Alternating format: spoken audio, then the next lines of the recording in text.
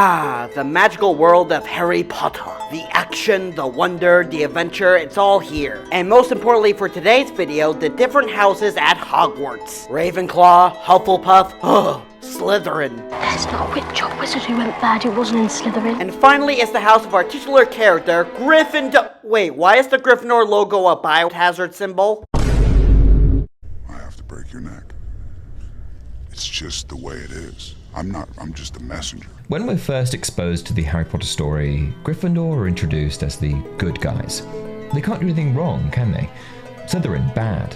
Gryffindor, good. Okay, first off, the different houses aren't based on good and evil, but rather different ideals. See, the four founders of Hogwarts want each of their students to have characteristics that they favor. Rowena Ravenclaw want her students to represent wisdom, creativity, and problem solving. Helga Hufflepuff favored hard work, loyalty, and fairness. And Godric Gryffindor was about courage, determination, and chivalry. But finally we come to Salazar Slytherin. See, old Sal here was a little nastier compared to the other founders, and had a pure blood complex the size of Texas. He also wanted his students to focus on ambition, cunning, and self-preservation. And when you add the racism aspect into the mix, then look me right in the eye and tell me you think of anyone good when you heard that description. Because when you actually look past the golden glow of Gryffindor House, past the roaring lion mascot, the impressive Quidditch performances, and the constant rule breaking that somehow always gets rewarded. Okay, that's another thing we need to talk about right off the bat. Or broom in this case. It is not so much the act of breaking the rules themselves that should be talked about, so much as the context behind them. Throughout the books and movies, Harry and the gang have indeed broken the rules, but more often than not, only to do what's right as a last resort. The best example was when Harry went on to train his own secret Order of the Phoenix to go against Voldemort. Against the orders of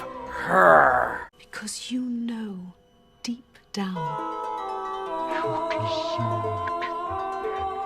And even in the off chance Harry does use his magic in a spur of the moment type situation, he always owns up to it. Being the good guy doesn't mean you're the perfect guy. First things first, what is Gryffindor sold as? The moral backbone of Hogwarts. The house that produces champions, leaders, and selfless defenders of all that is good. In Harry's first year, it sings, "You might belong in Gryffindor, where dwell the brave at heart.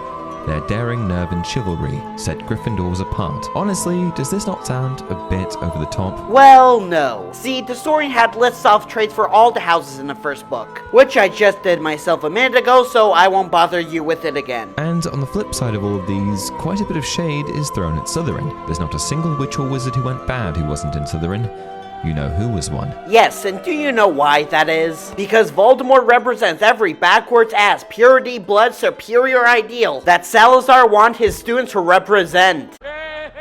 His blood purity complex was so bad that the other founders finally had to call him out on his BS. To which he replied, Oh yeah? Well fine then. I'm just gonna find my own magic school then, with blackjack and hookers. You know what? In fact, forget the magic school altogether. Forget. I'm just gonna make the Chamber of Secrets. Slytherin is bad. No middle ground, no nuance, and no exceptions. Excuse me?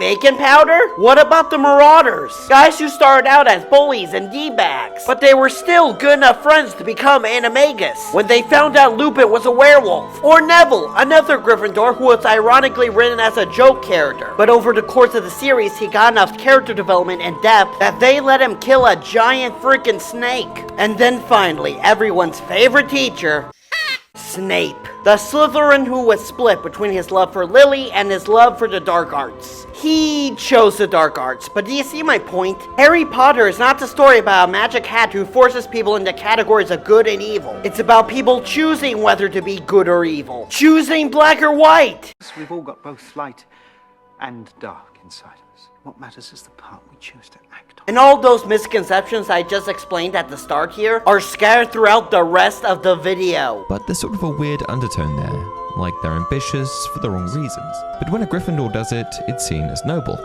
When a Slytherin does it, it's seen as sinister. A Gryffindor chasing glory is brave. A Slytherin doing so is arrogant. Think about it. Our whole basis of understanding for Hogwarts is through the Gryffindor lens. When does it end? When does it end? And I know, for a lot of people, they see a good point in the whole it's not all black and white spiel. But I don't think it's all gray either. If your sense of morality is too strict, then yes, you may come to have a very brutal or absolute idea of justice. justice. But on the flip side, if your morality is too loose, then you risk becoming a victim of moral relativism and the erosion of ethical standards. And it certainly doesn't help when you go on to play Sorting Hat and force a gray morality message on a film series that never needed one in order to be smart. Case in point. But there you have it, why the Hogwarts houses are the way they are. As always, thank you for watching and be sure to like, subscribe, and comment below.